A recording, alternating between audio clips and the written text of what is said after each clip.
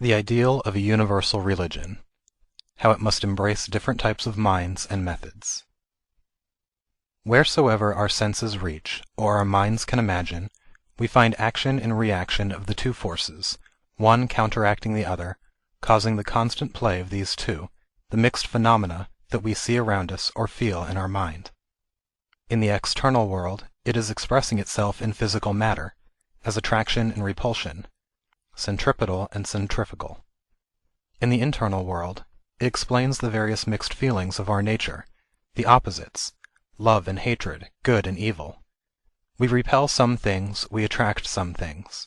We are attracted by someone, we are repelled by someone.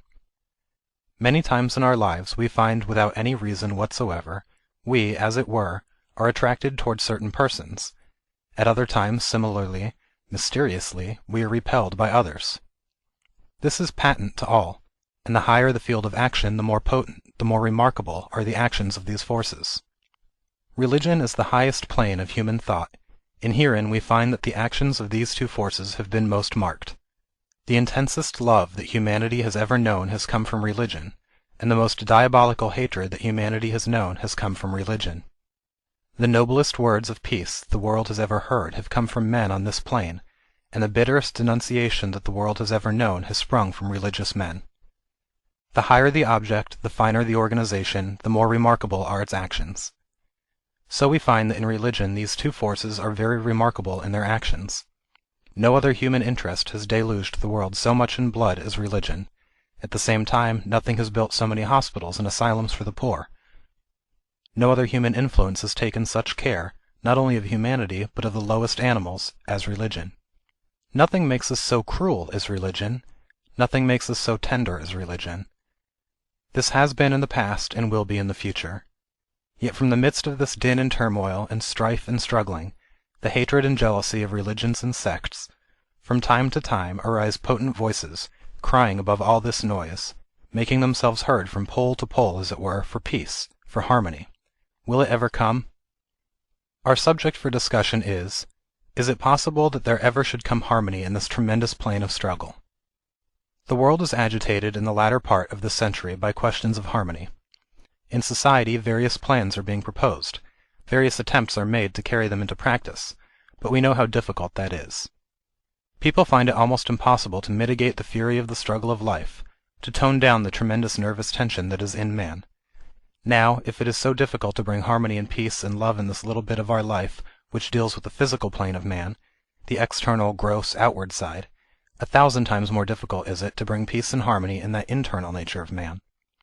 I would ask you for the time being to come out of the network of words. We are hearing from childhood such words as love and peace and brotherhood and equality and universal brotherhood. But they have become words without meaning, which we repeat like parrots, and it is natural for us to do so. We cannot help it. Great, gigantic souls who felt in their hearts these great ideas first manufactured these words, and at that time many understood their meaning. Later, ignorant people take the words and play upon them, and religion becomes a play in their hands, mere frothy words, not to be carried into practice. It becomes my father's religion, our nation's religion, your country's religion, and so forth. It becomes only a phase of patriotism. To bring harmony in religion, therefore, must be most difficult. Yet we will try to study this phenomenon. We see that in every religion there are three parts, I mean in every great and recognized religion. First, there is the philosophy, the doctrines, the ideals of that religion, which embodies the goal, embodies as it were the whole scope of that religion, lays before its votaries and followers the principle of that religion, the way to reach the goal. Next, that philosophy is embodied in mythology. So the second part is mythology. This mythology comes in the form of lives of men, or of supernatural beings, and so forth. It is the same thing as philosophy made a little more concrete. The abstractions of philosophy become concretized in the lives of men and supernatural beings. The last portion is the ritual. This is still more concrete, forms and ceremonies, various physical attitudes, flowers and incense, and everything that appeals to the senses. In this consists the ritual. You will find that everywhere recognized religions have all these three. Some lay more stress on one side, some on the other. We will take the first part, philosophy. Is there any universal philosophy for the world? Not yet. Each religion brings out its own doctrines and insists upon them as being the only real ones. And not only does it do that, but it thinks that the man who does not believe them must go to some horrible place. Some of them will not stop there. They will draw the sword to compel others to believe as they do. This is not through wickedness, but through a particular disease of the human brain called fanaticism. They are very sincere, these fanatics, the most sincere of human beings, but they are not more responsible than any other lunatics in the world. This disease of fanaticism is one of the most dangerous of all diseases. All the wickedness of human nature is aroused by it. Anger is stirred up, nerves are strung high, and human beings become like tigers. Is there any similarity, is there any harmony, any universal mythology? Certainly not. Each religion has its own mythology, with only this difference, that each one says, "My stories are not mythologies." For instance, take the question home. I simply mean to illustrate it. I do not mean any criticism of any religion. The Christian believes that God took the shape of a dove and came down, and they think this is history and not mythology. But the Hindu believes that God is manifested in the cow. Christians say that is mythology and not history, superstition. The Jews think that if an image be made in the form of a box or a chest with an angel on either side, then it is to be placed in the Holy of Holies, it is sacred to Jehovah. But if the image be made in the form of a beautiful man or woman, they say, "This horrible idol, break it down." This is our unity in mythology. If a man stands up and says, "My prophet did such and such a wonderful thing," others say that is superstition. But their prophet did a still more wonderful thing. They say that this is historical. Nobody in the world, as far as I have seen, is able to find out the fine distinction between history and mythology in the brains of these gentlemen. All these stories are mythological, mixed up with a little history. Next come the rituals.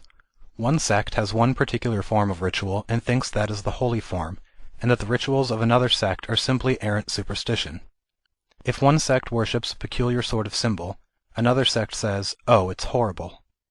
Take for instance the most general form of symbol. The phallus symbol is certainly a sexual symbol, but gradually that part of it was forgotten, and it stands as a symbol of the Creator. Those nations which have this as their symbol never think of it as the phallus. It is just a symbol, and there it ends. But a man from another race sees in it nothing but the phallus and begins to condemn it, yet at the same time may be doing something that to the phallic worshipper appears most horrible. I will take 2 points: the phallus symbol and the sacrament of the Christians. To the Christians, the phallus is horrible, and to the Hindus, the Christian sacrament is horrible. They say that the Christian sacrament, the killing of a man and eating his flesh and blood to get the good qualities of that man, is cannibalism.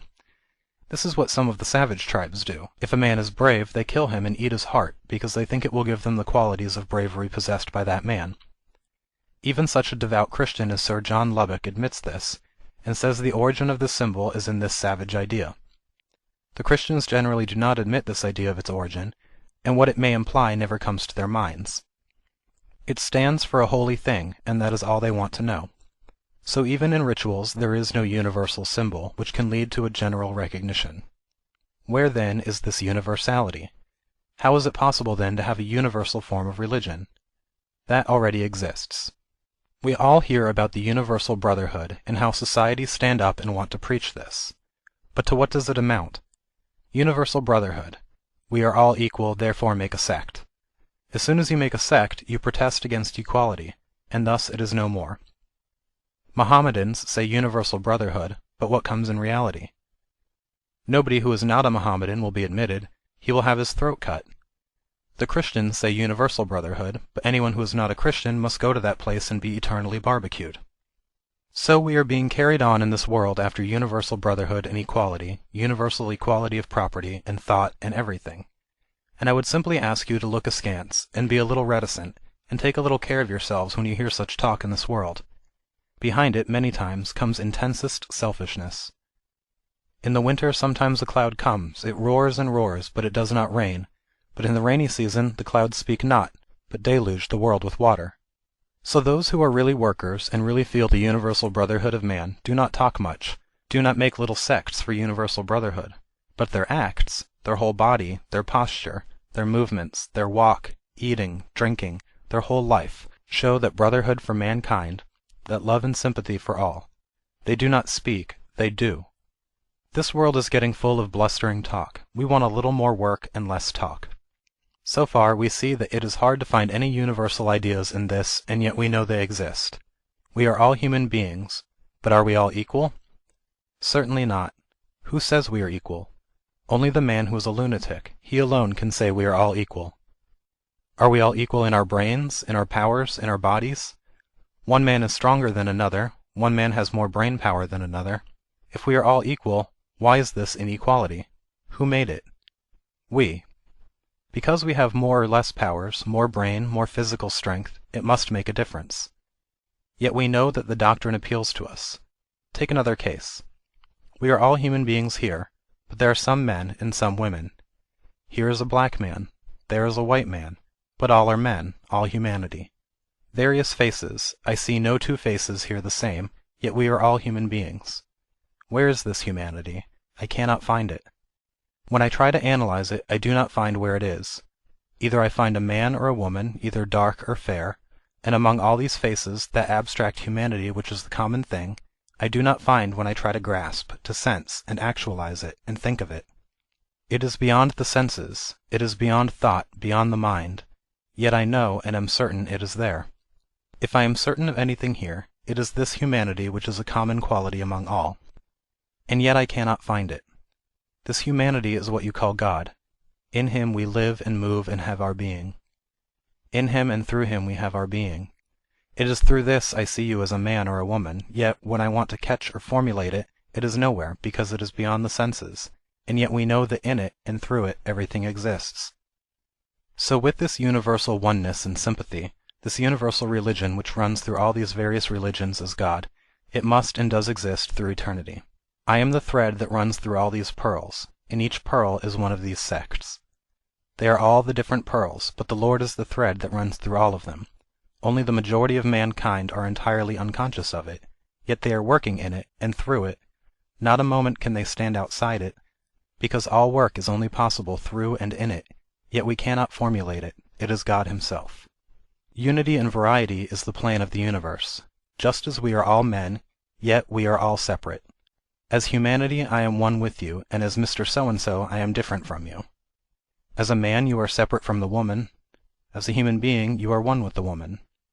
As a man you are separate from the animal, but as a living being, the man, the woman, the animal, the plant, all are one, and as existence, you are one with the whole universe. That existence is God, the ultimate unity in this universe. In him we are all one.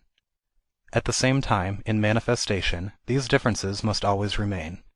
In our work, in our energies, that are being manifested outside, these differences must remain always. We find then that if the idea of a universal religion is meant one set of doctrines should be believed by all mankind, it is impossible, it can never be, any more than there will be a time when all faces will be the same. Again, if we expect that there will be one universal mythology, that is also impossible, it cannot be. Neither can there be one universal ritual, this cannot be. When that time will come, this world will be destroyed, because variety is the first principle of life. What makes us formed beings? Differentiation. Perfect balance will be destruction. Suppose the amount of heat in this room, whose tendency is perfect diffusion, gets that diffusion, that heat will cease to be. What makes motion in this universe? Lost balance, that is all. That sort of unity can only come when the universe will be destroyed, but in the world such a thing is impossible. Not only so, it is dangerous. We must not seek that all of us should think alike. There would be no thought to think. We would be all alike, like Egyptian mummies in a museum, looking at each other without thought to think. It is this difference of thought, this differentiation, losing of the balance of thought, which is the very soul of our progress, the soul of thought. This must always be. What then do I mean by the ideal of a universal religion? I do not mean a universal philosophy, or a universal mythology, or a universal ritual, but I mean that this world must go on wheel within wheel, this intricate mass of machinery, most intricate, most wonderful. What can we do? We can make it run smoothly, we can lessen the friction, we can grease the wheels, as it were. By what? By recognizing variation. Just as we have recognized unity, by our very nature, so we must also recognize variation. We must learn that truth may be expressed in 100,000 ways, and each one yet be true. We must learn that the same thing can be viewed from 100 different standpoints and yet be the same thing. Take, for instance, the sun. Suppose a man standing on the earth looks at the sun when it rises in the morning. He sees a big ball. Suppose he starts toward the sun and takes a camera with him, taking photographs at every stage of his journey. At every 1,000 miles he takes a fresh photograph until he reaches the sun. At each stage, each photograph was different from the other photographs. In fact, when he gets back he brings with him so many thousands of photographs of so many different suns, as it were, and yet we know it was the same sun photographed by the man at every stage of his progress. Even so with the Lord. Greater or lesser, through high philosophy or low, through the highest or lowest doctrines, through the most refined mythology or the grossest, through the most refined ritualism or the grossest, every sect, every soul, every nation, every religion, consciously or unconsciously, is struggling upward, Godward, and each vision is that of him and of none else. Suppose we each one of us go with a particular pot in our hand to fetch water from a lake. Suppose one has a cup, another a jar, another a bigger jar, and so forth, and we all fill them. When we take them up, the water in each case is got into the form of the vessel. He who brought the cup has water in the form of a cup. He who brought the jar, his water is in the shape of a jar, and so forth. But in every case, water, and nothing but water, is in the vessel. So, in the case of religion, our minds are like these little pots, and each one of us is seeing God. God is like that water filling these different vessels, and in each vessel the vision of God comes in the form of the vessel. Yet he is one. He is God in every case. This is the recognition that we can get. So far it is all right theoretically, but is there any way of practically working it out? We find that this recognition that all these various views are true has been very, very old. Hundreds of attempts have been made in India, in Alexandria, in Europe, in China, in Japan, in Tibet, latest in America. In various countries attempts have been made to formulate a harmonious religious creed to make all come together in love instead of fighting. And yet they have all failed. Because there was no practical plan. They admitted that all these religions were right, but they had no practical way of bringing them together and yet keeping that individuality. That plan alone will be practical which does not destroy the individuality of any man in religion, and at the same time shows him a point of union. But so far, all these plans have been tried, while proposing to take in all these various views, have in practice tried to bring them down to a few doctrines, and so have produced merely a fresh sect, fighting, struggling, and pushing. I have also my little plan. I do not know whether it will work or not, and I want to present it to you for discussion. What is my plan? In the first place, I would ask mankind to recognize this maxim: do not destroy. Iconoclastic reformers do no good to the world. Break not anything down, but build. Help if you can. If you cannot, fold your hands and stand by, and see things go on. Do not injure if you cannot help. Therefore, destroy not, say not a word against any man's conviction as far as they are sincere. Secondly, take man where he stands, and from thence give him a lift. If the theory be right that God is the center, and each one of us individuals is moving along one of the lines of the radii, it is then perfectly true that each one of us must come to the center, and at the center, where all these radii meet, all differences will cease, but until we have come there, differences must be. And yet all these radii converge to the same center. One of us is by nature traveling in one of these lines, and another in another, and so we only want to push along the line we are in, and we will come to the center, because all roads lead to Rome. Therefore, destroy not. Each one of us is naturally developing according to our own nature. Each nature will come to the highest truth, and men must teach themselves. What can you and I do? Do you think you can teach even a child? You cannot. A child teaches himself. Your duty is to remove the obstacles. A plant grows. Do you make the plant grow? Your duty is to put a hedge round, and see that no animal eats up the plant, and there it ends. The plant must grow itself. So in the spiritual growth of every man, none can teach you, none can make you spiritual. You have to teach yourselves, the growth must come from inside out. What can an external teacher do? He can remove the obstructions a little, and there his duty ends. Therefore, help, if you can, but do not destroy. Give up all such ideas that you can make men spiritual. It is impossible. There is no other teacher but your own soul. Admit this. What comes? In society we see so many various natures of mankind. There are thousands and thousands of varieties of minds and inclinations. A practical generalization will be impossible, but for my purpose I have sufficiently characterized them into four. First, the active working man. He wants work, tremendous energy in his muscles and his nerves. He likes to work, build hospitals, do charitable works, make streets, and do all sorts of work, planning, organizing. An active man. There is then the emotional man, who loves the sublime and the beautiful to an excessive degree. He wants to think of the beautiful, the mild part of nature, love, and the God of love, and all these things he likes. He loves with his whole heart those great souls of ancient times, the prophets of religions, the incarnations of God on earth. He does not care whether reason can prove that Christ existed or Buddha existed. He does not care for the exact date when the Sermon on the Mount was preached, or the exact moment of Christ's birth. What he cares for is his personality, the figure before him. He does not even care whether it can be proved that such and such men existed or not. Such is his ideal. Such a nature as I have pictured is the lover. He is the emotional man. Then again there is the mystic man, whose mind wants to analyze its own self, understand the workings of the human mind, the psychology, what are the forces that are working inside, how to manipulate and know and get control over them. This is the mystical mind. There is then the philosopher who wants to weigh everything and uses intellect even beyond the philosophy. Now a religion to satisfy the largest portion of mankind must be able to supply food for all these various minds, and this is wanting, the existing sects are all one-sided. You go to one sect, suppose they preach love and emotion. They begin to sing and weep, and they preach love and all sorts of good things in people. But as soon as you say, "My friend, that is all right, but I want something stronger than that. Give me an ounce of reason, a little philosophy. I want to handle things more gradually." "Get out," they say. And they not only say get out, but want to send you to the other place if they can. The result is, that sect can only help people of an emotional mind, and none else. Others, they not only do not help, but try to destroy, and the most wicked part of the whole thing is, that they will not only not help others, but do not believe that they are sincere, and the sooner they get out, the better. There is the failing of the whole thing. Suppose you were in a sect of philosophers, talking of the mystic wisdom of India and the East, and all these big psychological terms 50 syllables long, and suppose a man like me, a common everyday man, goes there and says, "Can you tell me anything to make me spiritual?" The first thing they do is smile and say, "Oh, you are too far below us in reason to exist. What do you know of spirituality?" They are high up philosophers. They show you the door.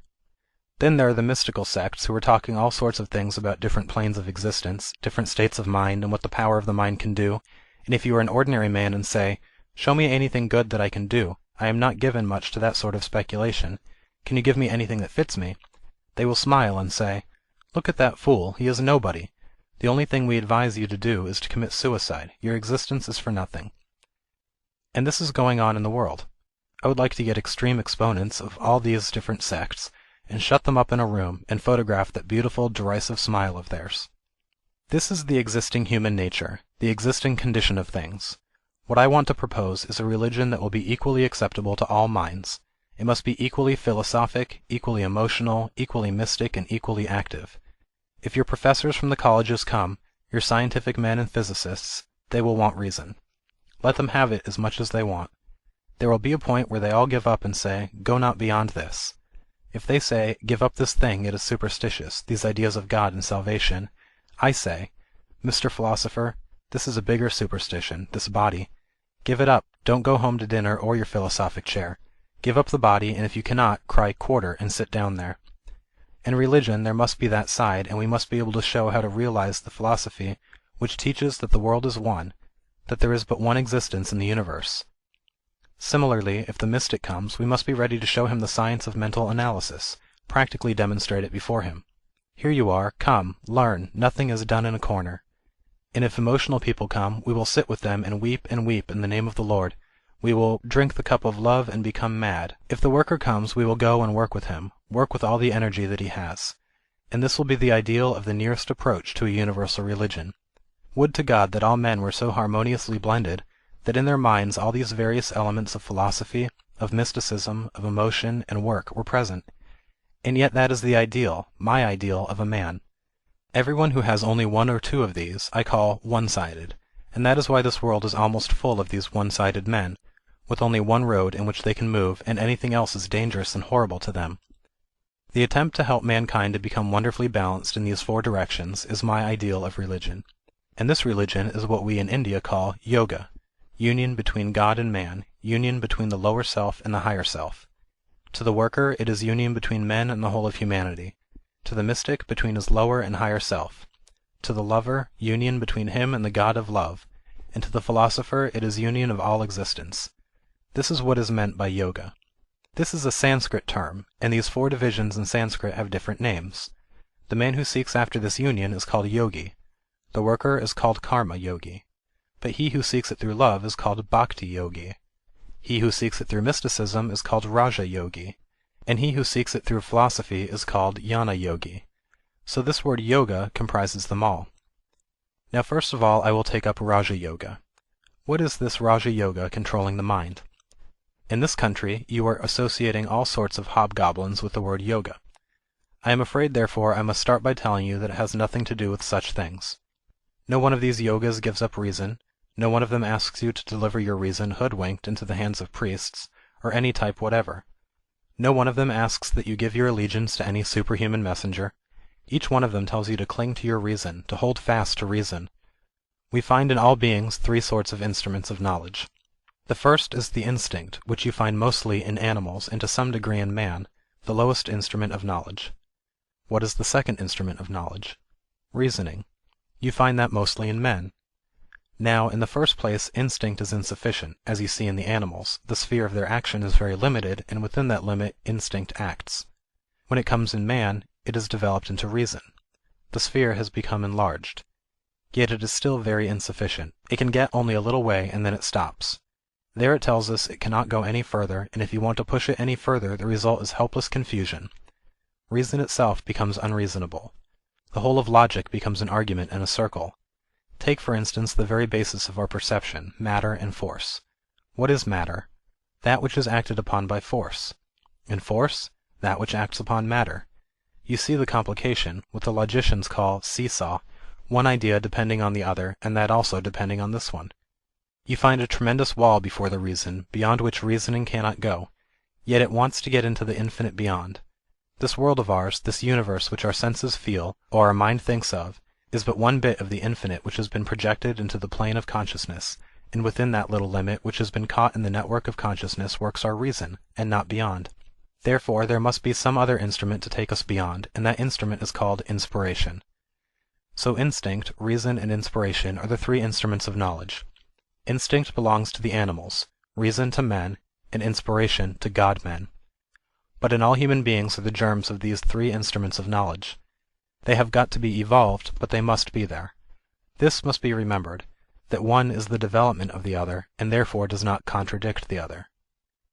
It is reason that develops into inspiration, and therefore inspiration does not contradict reason, but fulfills. Things which reason cannot get are brought to light by inspiration, but do not contradict reason. The old man does not contradict the child, but fulfills the child. Therefore you must always remember this, that the great danger lies here. Many times instinct is presented before the world as inspiration, and then come all the spurious claims. A fool or semi-lunatic thinks the jargons going on in his brain are inspirations, and he wants men to follow him. The most contradictory, irrational nonsense has been preached in the world, simply the instinctive jargon of lunatic brains trying to pass for inspiration. The first test must be that it must not contradict reason. So you see this is the basis of all these yogas. We take the Raja Yoga, the psychological way to union. It is a vast subject, and I will only point out to you the central idea of this yoga. There is one method in all knowledge that we have. From the lowest to the highest, from the smallest worm to the highest yogi, they have to use the same method, and that method is called concentration. The chemist who is working in his laboratory has concentrated all the powers of his mind, and brought them into one focus, and thrown them on the elements, and they stand analyzed, and his knowledge comes. The astronomer has concentrated the thoughts of his mind, and brought them into one focus, and he throws them through his telescope, and stars and systems roll forward, and give up their mysteries to him. So in every case, the professor in his chair, the student with his book, every man who is working. You are hearing me, and if my words interest you, your mind will be concentrated, and suppose a clock strikes or something happens, you will not hear it on account of this, and the more you are able to concentrate your mind, the better you will understand me, and the more I concentrate my love and powers, the better I will be able to tell you what I want to convey, and the more this power of concentration is in the mind, the more knowledge it can get, because this is the one and only method of knowledge. Down to the lowest shoeblack. If he has more concentration, he will black shoes better. The cook will cook a meal better.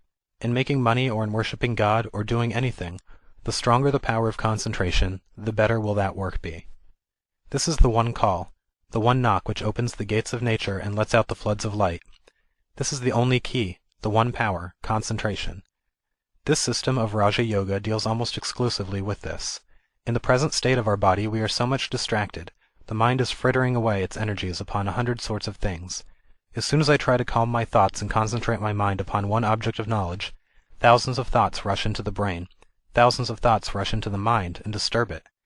How to check that, bring it under control, this is the whole subject of study in Raja Yoga. We take the next, Karma Yoga, that of work. It is evident in society how there are so many persons who like some sort of activity, whose mind cannot be concentrated upon the plane of thought alone, and who have but one idea, concretized in work, visible and tangible. Yet there must be a science of that too. Each one of us is working, but the majority of us fritter away the greater portion of our energies because we do not know the secret of work. Where to work and how to work is the secret, how to employ the most part of our energies, how to bring them all to bear on the work that is before us. And along with that comes the other great objection with all work: work must cause pain, and all misery and pain come from attachment. I want to do work, I want to do good to a human being, and it is 90 to 1 that that human being that I have helped will be ungrateful and go against me, and the result is pain. That will deter mankind from working, and spoils a good portion of their work and of the energy of mankind, this fear and this misery. Karma Yoga teaches how to work for work's sake, unattached, without caring who is helped and what for. The Karma Yogi works through his own nature, because it is good to work, and he has no object beyond that. His station in this world is that of a giver, and he never receives. He knows that he is giving, and does not ask anything back, and therefore he eludes the grasp of misery. The feeling of pain which comes is the reaction from attachment. There is then Bhakti Yoga, for the emotional nature, the lover. He wants to love God, he wants all sorts of rituals, flowers and incense, beautiful buildings, forms, and all these things. Do you mean to say they are wrong? One fact I will tell you. It is better for you to remember, in this country especially, that spiritual giants have been only produced by those sects which have got a very rich mythology and ritual. All those sects, who wanted to worship God without any form or ceremony, crushed without mercy everything that was beautiful and sublime. Their religion becomes a fanaticism at best, a dry thing. The history of the world is a standing witness to this fact. Therefore, do not decry these rituals and these mythologies. Let people have them, let those who desire go through them. Neither have that little derisive smile, they are fools, let them have it. Not so. The greatest men I have seen in my life, the most wonderfully developed, have all come from these rituals. I do not hold myself worthy to stand at their feet. For me to criticize them? How do I know how these ideas act upon the human mind, what to accept and what to reject? We go on criticizing everything in the world, therefore let them have it. Let people have all the mythology they want, all the beautiful inspirations they want, for you must always know that these emotional natures do not care for your definition of the truth. God to them is something tangible, the only thing that is real. They feel, hear, and see it, and love it. They do not stop to analyze it. Your rationalist seems to be like that fool who, when he saw a beautiful statue, wanted to break it to pieces to see the material it was made of. Let them have God. Bhakti Yoga teaches them how to love without any ulterior motives, loving good for good's sake and not for going to heaven, for instance, to get a child, or wealth, or anything else. It teaches them that love itself is the highest recompense of love, the old doctrine that God himself is love. It teaches him to give all sorts of tribute to God as the Creator, the Omnipresent, the Omnipotent, Almighty Ruler, the Father or Mother, the highest word that can be said of him, the highest idea that the human mind can construe about him is that he is the God of love. Wherever there is love, it is he. Wherever there is any love, it is he, the Lord, present there. Where the husband kisses the wife, he is there in the kiss. Where mother kisses the child, he is there. Friends clasp their hands, he, the Lord, is there present, standing as the God of love. When a great man wants to help mankind, he is there giving it as love to mankind. Wherever the heart expands, he is there manifested. This is what Bhakti Yoga teaches. We lastly come to the Jnana Yogi, the philosopher, the thinker, he who wants to go beyond. He is the man who is not satisfied with the little things of this world. His idea is to go beyond the routine work of eating, drinking, and so on. Not even the teachings of thousands of books will satisfy him. Not even these sciences will satisfy him. They only bring this little world, at best, before him. What else? Not even whole systems, the Milky Way, the whole universe will satisfy him. That is only a drop in the ocean of existence. His soul wants to go beyond all that into the very heart of being, by seeing reality as it is, by realizing it, being it, by becoming one with the universal being. That is the philosopher, to whom God is not only the father or mother, not only the creator of this universe, its protector, its guide. These are but little words for him.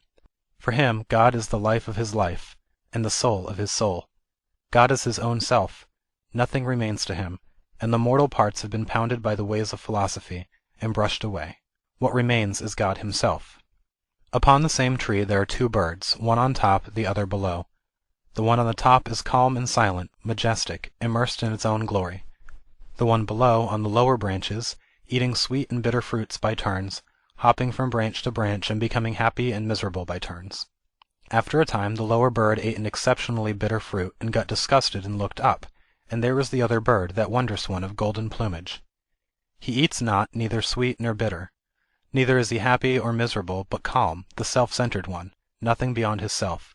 But the lower bird forgot it, and again began to eat the sweet and bitter fruits of that tree.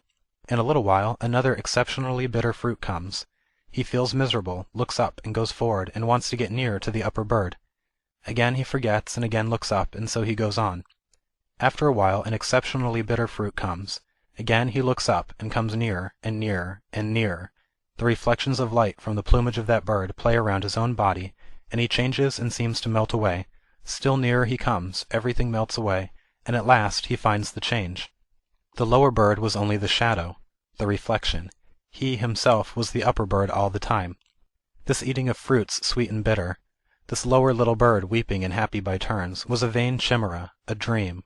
The real bird was there calm and silent, glorious and majestic, beyond grief, beyond sorrow. The upper bird is God, the Lord of this universe, and the lower bird is the human soul, eating the sweet and bitter fruits of this world, and then comes a blow. For a time he stops and goes toward the unknown for a moment, and a flood of light comes. He thinks this world is vain. He goes a little further, yet again the senses drag him down, and he begins to eat the sweet and bitter fruits of the world. Again an exceptionally hard blow comes. He becomes open again. Thus he approaches and approaches, and as he gets nearer and nearer he finds his old self melting away, and that he is God. When he has come near enough he finds, He whom I have preached to you as the life of this universe, who is present in the atom, who is present in the big suns and moons, he is the basis of our own life, the background of our soul. Nay, thou art that. That is what this Jnana Yoga teaches. It tells man he is the essentially divine. It shows to mankind the real unity of being, that each one of us is the Lord God himself manifested on earth. Each one of us, from the lowest worm that crawls under our feet to the highest beings at whom we look with awe, all these are manifestations of the same Lord. Then again, all these various yogas have to be carried out into practice. Theories will not do. First we have to hear, then we have to think, reason it out, impress it in our mind, and lastly we have to meditate upon it, realize it, until it becomes our whole life. No more it remains as ideas or as theories, it comes into our self. Religion is realization, not talk, nor doctrine, nor theories, however beautiful they may be. It is being and becoming, not hearing or acknowledging. It is not an intellectual assent, but the whole nature being changed into it. That is religion. By intellectual assent we can come to 100 sorts of foolish things, and change next day, but this being and becoming is what is religion. End of The Ideal of a Universal Religion by Swami Vivekananda.